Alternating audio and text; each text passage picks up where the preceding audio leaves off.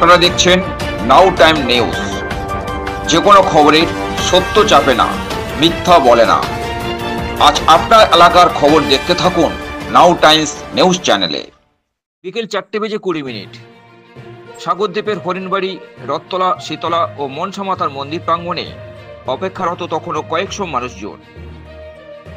একটু পরেই বিশ্ব সংস্থার প্রতিনিধিদের কাছে পেয়ে উচ্ছ্বাস আর আনন্দ করতে থাকে গোটা গ্রাম।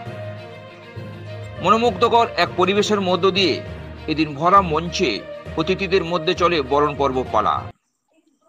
এরপর শ্রুতিমধুর সঙ্গীত পরিবেশন ও ছোট্ট শিশুর নৃত্য এদিন গোটা অনুষ্ঠানটিকে এক সুন্দর পরিবেশ তৈরি করে। এদিন অনুষ্ঠানে অতিথিরা বিশ্ব সংস্থার নানান কর্মকাণ্ড নিয়ে লম্বা প্রশংসা করতে দেখা যায় এদিন। অনুষ্ঠান জুড়ে নৃত্য ও সঙ্গীত পরিবেশন তখন গোটা অনুষ্ঠানটিকে আলোকিত করে তোলে। পরবর্তী বিশ্ব সংস্থার পক্ষ থেকে এদিন মহিলাদের মধ্য থেকে শাড়ি বিতরণ করতে দেখা যায়। সব মিলিয়ে এদিনের এই অনুষ্ঠানটি ছিল চোখে পড়ার মতো।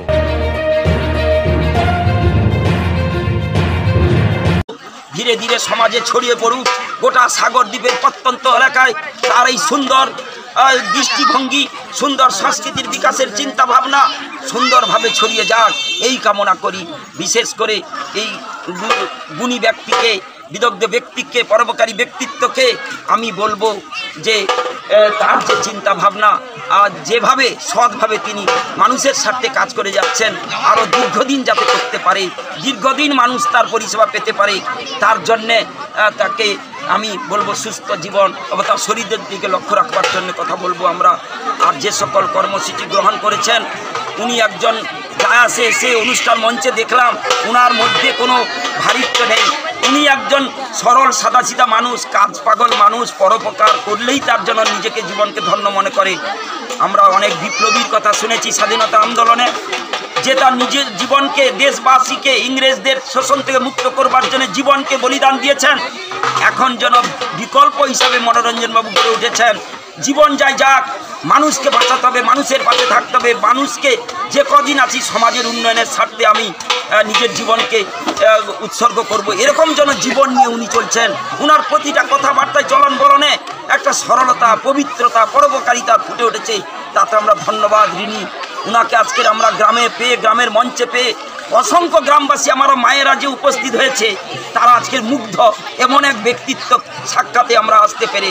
তাই ওনার জীবন সুন্দর হোক, ওনার কর্মকাণ্ডের সাথী হতে চাই। উনি যেভাবে সাগরে সমস্ত জায়গায় ছড়িয়ে যাচ্ছেন, তার চিন্তা ভাবনা আরও ধীরে ধীরে ছড়িয়ে যাক, আরও দ্রুত হারে ছড়াক এবং সমাজের মঙ্গল হবে। এবং বিশেষ করে শেষকালে এই ব্যক্তিত্বর জীবন, সরল সুন্দর জীবনকে আমরা শ্রদ্ধা জানাই।